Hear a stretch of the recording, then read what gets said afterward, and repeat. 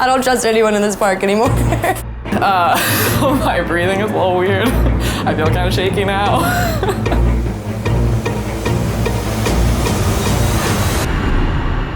Okay, I'm just walking through the dark here. I'm just walking through the dark. It was difficult to see. I don't know what that sound is, but it's loud. It was creepy. And you're confronted with a kind of like horrifying scene. There are people like hiding behind you. They come up all personal and you see like the details on their face. You're just kind of bombarded with a new array of sensory experience. We were going so fast. Yeah, every time you went into one of the doors, like someone would come out of the corner. Then a guy with a pig mask started yelling at me. And then you keep walking and you think that it's over, but then you turn around and they're like following you. I didn't know what was going to happen. Something really like primal kind of kicks in and it's